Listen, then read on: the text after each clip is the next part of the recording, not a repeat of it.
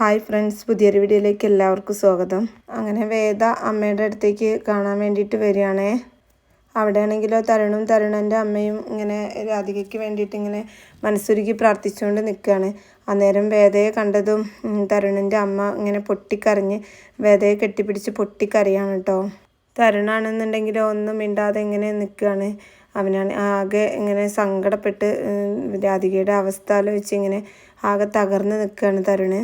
പിന്നെ കാണിക്കുന്നത് ഇങ്ങനെ ഐസിയുടെ മുമ്പിൽ നിന്ന് മാഷ് ഇങ്ങനെ ഐസിയിൽ നിന്ന് ഇറങ്ങി വരികയാണ്.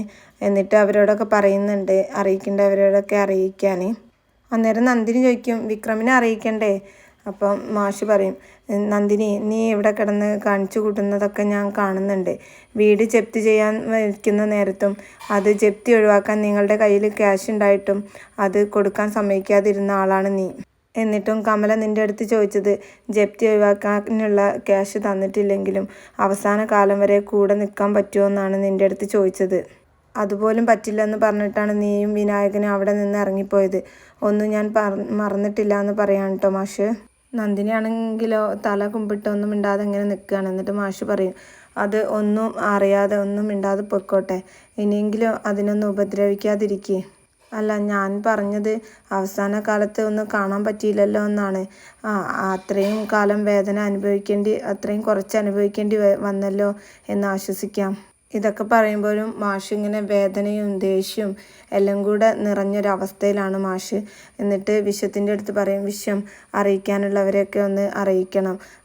അതൊക്കെ കേൾക്കുമ്പം ശ്രീജയാണെങ്കിലോ ആകെ കരഞ്ഞ് സങ്കടപ്പെട്ട് ഇങ്ങനെ കരഞ്ഞ് നിൽക്കുകയാണ്. എന്നിട്ട് മാഷ് പറയും, വിക്രത്തിനെ ആരും അറിയിക്കേണ്ട, ഞാൻ തന്നെ അറിയിച്ചോളാം എന്ന് പറയണേ. അങ്ങനെ ശ്രീജ അവിടെ പൊട്ടിക്കരഞ്ഞ് ഇരിക്കുന്നത് കാണുമ്പം നന്ദിനി വിചാരിക്കും, ഇനിയിപ്പം ഞാൻ കരയാതിരുന്നാൽ പറ്റില്ല എന്ന് വിചാരിച്ചിട്ട് കരയുന്നത് പോലെ നന്ദിനിയും അഭിനയിക്കുകയാണ്.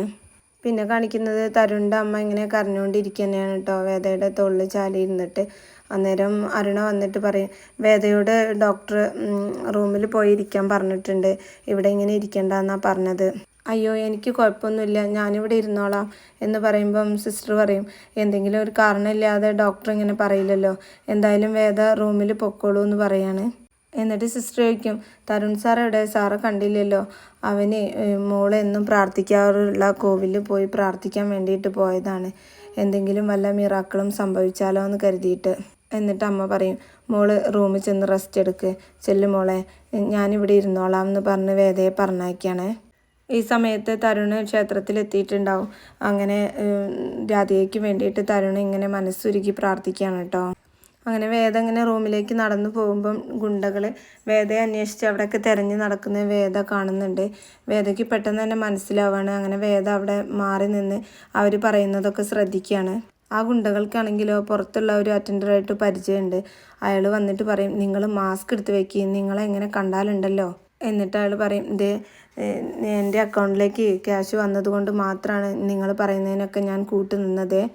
എന്നിട്ട് അയാൾ പറയും, നിങ്ങൾ പറയുന്നത് പോലെ വേദാവിക്രം എന്ന് പറഞ്ഞ ഒരു പെണ്ണ് ഇവിടെ വന്നിട്ടില്ല, പക്ഷേ ഇവിടെ അഡ്മിറ്റ് ആയതിന് ശേഷം ഒരു ലേഡി പേര് തിരുത്തിയിട്ടുണ്ട്. അപ്പോൾ അവർ ചോദിക്കും, ആണോ, എന്തായിരുന്നു ആദ്യത്തെ പേര്? അതൊന്നും അറിയാൻ പറ്റില്ല, ഇതന്നെ ഞാൻ എങ്ങനെയൊക്കെയോ നിങ്ങൾക്ക് വേണ്ടിയിട്ട് ചെയ്തു തരുന്നതാണ്. ശരി, താൻ എങ്ങനെയെങ്കിലും അന്വേഷിച്ച് കണ്ടുപിടിക്കുകയെന്ന് പറഞ്ഞിട്ട് അയാൾ വേദയുടെ ഫോട്ടോ കാണിച്ചു കൊടുക്കുകയാണ്. എന്നിട്ട് പറയും, ഇതാണ് വേദാവിക്രം, ഈ ഫോട്ടോയിൽ കാണുന്ന ആളാണ്, ഈ ആളെയാണ് ഇവിടെ ഉണ്ടോയെന്ന് നിങ്ങൾ അന്വേഷിച്ച് കണ്ടെത്തേണ്ടത്. അന്നേരം അയാൾ പറയും, അങ്ങനെ ഗൈനക്കോളജി ഡിപ്പാർട്ട്മെൻറ്റിലേക്കൊന്നും ഞങ്ങൾക്ക് കയറി ചെല്ലാൻ പറ്റില്ല, അവിടെ ഞങ്ങളെ പ്രവേശിക്കുകയൊന്നുമില്ല, അവിടെ ഡോക്ടർക്കും സിസ്റ്റർക്കും മാത്രമേ പ്രവേശനമുള്ളൂ. എങ്കിലും ഞാനൊന്ന് ശ്രമിച്ചു നോക്കാം, ഇത് പുറത്തറിഞ്ഞാലുണ്ടല്ലോ ഞാൻ അകത്ത് കിടക്കുന്ന കേസാണ്. അപ്പോൾ അവർ പറയും, തനിക്കൊരു പ്രശ്നം വരാതെ ഞങ്ങൾ നോക്കിക്കോളാം, എന്തായാലും താൻ ശ്രമിക്കുക എന്ന് പറഞ്ഞിട്ട് അയാൾ അവിടുന്ന് പറഞ്ഞയക്കുകയാണ്. പിന്നീട് അവർ ശ്രീകാന്തിന് ഫോൺ ചെയ്യാണ്. അത് വേദ കേൾക്കുകയാണ്. എന്നിട്ട് പറയും, ഹലോ ശ്രീകാന്ത് സർ, ആൾ ഇവിടെ തന്നെ ഉണ്ടെന്ന് തോന്നുന്നത്, എന്തായാലും 2-3 ദിവസത്തിനകം ഞങ്ങൾ കണ്ടെത്തിയ വിവരങ്ങളൊക്കെ പറയാം എന്നൊക്കെ പറയുന്നത് വേദ ഇങ്ങനെ മറിഞ്ഞു നിന്ന് കേൾക്കുകയാണ്. അതൊക്കെ കേൾക്കുമ്പോൾ പെട്ടെന്ന് വേദ ടെൻഷൻ അടിച്ച് അങ്ങനെ വേദയ്ക്ക് പെട്ടെന്ന് പെയിൻ വരികയാണ്. അങ്ങനെ സിസ്റ്റർമാരൊക്കെ കൂടിയിട്ട് വേദയെ കൊണ്ടുപോവാണ് കേട്ടോ ലേബർ റൂമിലേക്ക്. അങ്ങനെ ഡെലിവറിയുടെ ഡ്രസ്സൊക്കെ ഇട്ടിട്ട് പിന്നെ വേദയെ ലേബർ റൂമിലേക്ക് കൊണ്ടുപോവാണ്. ഈ സമയത്ത് രാധികയുടെ അമ്മ രാധികയുടെ അടുത്ത് തന്നെ നിൽക്കുന്നുണ്ട്. രാധികയാണെങ്കിലോ ശ്വാസമൊന്നും കിട്ടാതെ ഇങ്ങനെ നെടുവീർപ്പിടുകയാണ്. അങ്ങനെ ഡോക്ടർ ചെക്ക് ചെയ്തിട്ട് പറയും രാധികേനെ ഓപ്പറേഷൻ തിയേറ്ററിലേക്ക് മാറ്റാൻ. ആ സമയത്ത് മറ്റൊരു സിസ്റ്റർ വന്നിട്ട് ഹിന്ദിയിൽ വേദയെ ഇങ്ങനെ പെയിൻ വന്ന് ലേബർ റൂമിലാക്കിയ കാര്യമൊക്കെ ഡോക്ടറെ അടുത്ത് വന്ന് പറയുന്നുണ്ട്. അപ്പോൾ തരുണിൻ്റെ അമ്മയ്ക്ക് മനസ്സിലാവും വേദയാണല്ലോ. അങ്ങനെ ഡോക്ടർ രാധികയെ മാക്സിമം ഡോക്ടർക്ക് കഴിയുന്ന രീതിയിലൊക്കെ ശ്രമിച്ച് നോക്കുന്നുണ്ട്. അങ്ങനെ പൾസൊക്കെ ചെക്ക് ചെയ്യുന്ന സമയത്ത് പിന്നെ ഡോക്ടർക്ക് രാധികയെ രക്ഷിക്കാൻ കഴിയുന്നില്ല. ഡോക്ടർ രാധികയുടെ ജീവൻ നഷ്ടപ്പെട്ടു എന്ന് ഉറപ്പാക്കാണ്. അങ്ങനെ രാധികയുടെ മുഖമൊക്കെ ഇങ്ങനെ മൂടുമ്പോൾ അമ്മ വന്നിട്ട് ചോദിക്കുന്നുണ്ട്, അയ്യോ രണ്ടാളെയും രക്ഷപ്പെടുത്താൻ കഴിഞ്ഞില്ലേ എന്ന്.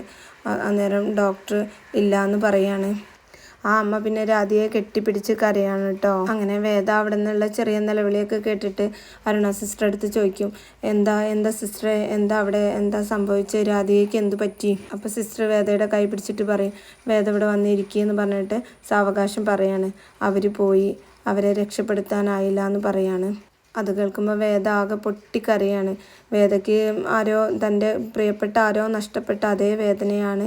വേദ ഇങ്ങനെ ഇരുന്ന് പൊട്ടിക്കരയാണിത് കേൾക്കുമ്പോൾ. പിന്നെ കാണിക്കുന്നത് ജയിലാണ് കേട്ടോ. അവിടെ വിക്രം ഇങ്ങനെ ഡ്രസ്സൊക്കെ അലക്കിക്കൊണ്ടിരിക്കുകയാണ്. അവിടേക്ക് ജയിൽ സൂപ്രണ്ട് വരുന്നുണ്ട്. എന്നിട്ട് വിക്രമിൻ്റെ അടുത്ത് പറയുന്നുണ്ട്, ഞാനൊന്ന് പുറത്ത് പോവാണ്. പോകുന്ന സമയത്ത് ശങ്കരനാരായണ സാറെ ഒന്ന് കാണാൻ പറ്റുമോ നോക്കാം. സാറ് വഴി തൻ്റെ വീട്ടിലെ വിശേഷങ്ങളൊക്കെ അറിയാമല്ലോ, എന്തായാലും വന്നിട്ട് പറയാം എന്നൊക്കെ പറഞ്ഞ് വിക്രത്തിനെ സമാധാനിപ്പിക്കുകയാണ്. വിക്രാണെങ്കിൽ അത് കേൾക്കുമ്പോൾ ചെറിയൊരു ആശ്വാസത്തിൽ അവിടെ ഇങ്ങനെ ഇരിക്കുകയാണ്. ഈ സമയത്ത് ഇതൊക്കെ ശ്രദ്ധിച്ചുകൊണ്ട് ശ്രീകാന്ത് വിക്രത്തിനെ കൊല്ലാനേൽപ്പിച്ച ആ ഗുണ്ട ഇതൊക്കെ കേട്ടുകൊണ്ട് അവിടെ നിൽക്കുന്നുണ്ട് കേട്ടോ. അയാൾ അങ്ങനെ വിക്രത്തിൻ്റെ അടുത്തേക്ക് വന്നിട്ട് വിക്രത്തിനെ ചൊടിപ്പിക്കുന്ന രീതിയിൽ സംസാരിക്കുകയാണ്. എന്നിട്ട് അയാൾ വിക്രത്തിൻ്റെ അടുത്ത് ചോദിക്കുകയാണ്, നിനക്ക് മാത്രം എന്താണ് ഒരു പ്രത്യേകത? സൂപ്രണ്ടിന് എന്താ നിന്നോടായിട്ടൊരു പ്രത്യേക സ്നേഹം? അങ്ങനെ അപ്പുറത്തുനിന്ന് ഇപ്പുറത്തുനിന്നൊക്കെ 2-3 പേര് വന്നിട്ട് വിക്രത്തിനെ ചൊടിക്കുന്ന രീതിയിലൊക്കെ സംസാരിക്കുന്നുണ്ട്. വിക്രമാണെങ്കിലോ ഒന്നും മിണ്ടാതെ പെട്ടെന്ന് എഴുന്നേറ്റ് പോകാൻ നിൽക്കുന്ന സമയത്ത് വിക്രത്തിൻ്റെ പുറത്തേക്ക് വന്നിട്ട് ചവിട്ടുകയാണ്. അങ്ങനെ വിക്രം വീഴുന്നുണ്ട്.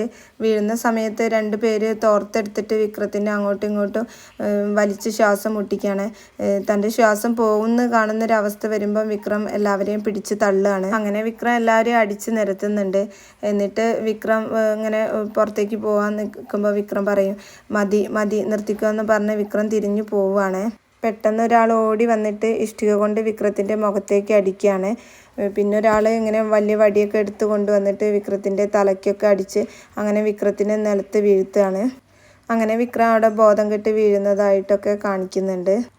പിന്നീട് ഹോസ്പിറ്റലിൽ തന്നെയാണ് കാണിക്കുന്നത്. രാധികയുടെ അമ്മ ഓടി വന്നിട്ട് വേദയുടെ അടുത്ത് പറയുന്നുണ്ട്, എനിക്കിത് വിശ്വസിക്കാൻ കഴിയുന്നില്ല മോളെ, എനിക്കിത് സഹിക്കാനാവുന്നില്ല എന്ന് പറഞ്ഞ് വേദയുടെ കൈ പിടിച്ച് ഇങ്ങനെ കരയാണ് വീണ്ടും. ഡോക്ടർ അത് കാണുമ്പോൾ ഡോക്ടർ ഇങ്ങനെ പറയും, മാഡം ഈ ഒരു അവസ്ഥയിൽ ഈ കുട്ടിയോട് ഇങ്ങനെയൊക്കെ പറയണോ എന്ന് പറഞ്ഞിട്ട് മാഡത്തിനെ അവിടുന്ന് കൊണ്ടുപോവാണ്. അങ്ങനെ അരുണ സിസ്റ്റർ പറയും, മാഡം വരൂ നമുക്ക് പുറത്തിരിക്കാം എന്ന് പറഞ്ഞ് തരുണിൻ്റെ അമ്മയെ വിളിച്ചു കൊണ്ടുപോവാണ്. അന്നേരം ആ അമ്മ പറയുന്നുണ്ട്, ശരിയാണ് എനിക്ക് മനസ്സിലാവുന്നുണ്ട്, പക്ഷേ എൻ്റെ വിഷമങ്ങളൊന്നും പറയാൻ ആരും ഇല്ലാത്തതുകൊണ്ടാണ്. ശരി ഞാൻ വരാം മോളെ എന്ന് പറഞ്ഞ് വേദയുടെ അടുത്തുനിന്ന് പോവാണ്. പിന്നെ കാണുന്നത് മാഷിനെ ഇങ്ങനെ ശങ്കരനാരായണ സാർ വിളിക്കുകയാണ്. എന്നിട്ട് പറയും, മാഷെ ഞാൻ അവിടേക്ക് വരുന്നുണ്ട്, വിക്രത്തിനെ ഫോൺ ചെയ്തിട്ട് കിട്ടിയിട്ടില്ല, സൂപ്രണ്ടിനെ വിളിച്ചിട്ട് കിട്ടുന്നില്ല, ഫോൺ സ്വിച്ച് ഓഫ് ആണെന്നാണ് പറയുന്നത്. അന്നേരം മാഷ് പറയാണ്, ജീവൻ പോകുന്നതിന് മുമ്പ് വിക്രം ഒരു നോക്ക് വന്ന് കണ്ടോട്ടെ എന്ന് കരുതിയിട്ടാണ് എന്ന് പറയുമ്പോൾ പറയും, മാഷ് ഇങ്ങനെ ടെൻഷൻ അടിക്കല്ലേ, നമുക്ക് ഉടനെ വിക്രത്തിനെ വരുത്താനുള്ള ഏർപ്പാടുകളൊക്കെ ചെയ്യാം. മാഷ് ടെൻഷൻ അടിക്കാതിരിക്കുക, നമുക്ക് വിക്രത്തിനെ കൊണ്ടുവരാനുള്ള എല്ലാ ഏർപ്പാടുകളും ചെയ്യാം, ഞാൻ എന്തായാലും ഉടനെ അങ്ങോട്ട് എത്താം എന്ന് പറഞ്ഞിട്ട് കോള് കട്ട് ചെയ്യാണ്. വിശ്വ അമ്മയുടെ വിവരങ്ങൾ ആരൊക്കെയോ വിളിച്ചറിയിക്കുന്നുണ്ട്. ഈ നേരത്തും നന്ദിനി ഇങ്ങനെ ഓരോ കുനിഷ്ടം കുഞ്ഞായും പറഞ്ഞുകൊണ്ടിരിക്കുകയാണ്. എന്നിട്ട് നന്ദിനി പറയും, മരിച്ചു പോകാൻ നേരത്തും കാര്യങ്ങളൊക്കെ വിളിച്ച് പറയുന്നത് ആരാ? വിശ്വേട്ടനാ, അച്ഛൻ വിശ്വേട്ടനെയാണ് ഏൽപ്പിച്ചത്. അന്നേരം വിനായകൻ പറയും, നിനക്കിപ്പോൾ എന്താ വേണ്ടത്, ഞാൻ വിളിച്ച് പറയണോ? ഓ വേണ്ട. എന്നിട്ട് ഇങ്ങനെ പറയാണ് നന്ദിനി, നിങ്ങളെ അച്ഛനെ ഒരു വിലയില്ലാത്ത ആ വിശ്വേട്ടനെയും വിക്രത്തിനെയും മാത്രമേ നിങ്ങളെ അച്ഛനും അമ്മയ്ക്കും കാര്യമുള്ളൂ. നിങ്ങളെ അന്നും ഇന്നും മകനായിട്ട് അവർ കണ്ടിട്ടില്ല. അതൊക്കെ പറഞ്ഞുകൊണ്ടിരിക്കുന്ന സമയത്താവും ശ്രീജ അമ്മയെ കണ്ടിട്ട് പുറത്തേക്ക് ഇറങ്ങി വരുന്നത്. അങ്ങനെ ശ്രീജ കരഞ്ഞുകൊണ്ടായിരിക്കും ഇറങ്ങി വരുന്നത്. അത് കാണുമ്പോൾ നന്ദിനി പറയും, ഇതൊക്കെ കള്ളക്കണ്ണീരാണ്, അല്ലാതെ സ്നേഹം ഉണ്ടായിട്ടൊന്നല്ല. എന്തായാലും ഞാനൊന്ന് കയറി കാണാം, ഇനി അതിൻ്റെ ഒരു കുറവ് വേണ്ട എന്ന് പറയുമ്പോൾ വിനായകൻ ചോദിക്കും, ഈ അവസ്ഥയിൽ കയറണോ? നിങ്ങൾ പേടിക്കണ്ട, ഞാൻ കാരണം നിങ്ങളുടെ അമ്മയ്ക്ക് മരണമൊന്നും സംഭവിക്കില്ല. അങ്ങനെയൊക്കെ പറഞ്ഞിട്ട് നന്ദിനി കമലാമ്മയെ കയറി കാണുന്നുണ്ട്. പക്ഷെ ഉള്ളിലെത്തിയപ്പം നന്ദിനി ശരിക്കും നന്ദിനിക്ക് കമലാമ്മയോട് സ്നേഹമൊക്കെ ഉണ്ട്. എന്നിട്ട് പറയുന്നുണ്ട്, ഈശ്വര, ഈ അമ്മയെ ശരിക്കും ഇവരെ ഇങ്ങനെ ഇട്ട് ബുദ്ധിമുട്ടിക്കല്ലേ, അവരെ എങ്ങനെയെങ്കിലും അവർക്ക് നിത്യശാന്തി കൊടുക്കണേ എന്നൊക്കെ പ്രാർത്ഥിക്കുകയാണ്. അങ്ങനെ നന്ദിനി പോയ അപ്പം തന്നെ കമലാമ്മയ്ക്ക് ഫിക്സ് വരികയാണ് കേട്ടോ. ഇത്രയാണ് കേട്ടോ ഈ ഒരു എപ്പിസോഡിൽ കാണിക്കുന്നത്. ഇനി വരുന്ന എപ്പിസോഡുകളൊക്കെ മുടങ്ങാതെ അപ്ലോഡ് ചെയ്യാൻ ശ്രമിക്കാം. ഈ ചാനൽ ആദ്യമായിട്ട് കാണുന്നവരാണെന്നുണ്ടെങ്കിൽ ഒന്ന് സബ്സ്ക്രൈബ് ചെയ്ത് സപ്പോർട്ട് ചെയ്യാൻ മറക്കല്ലേ.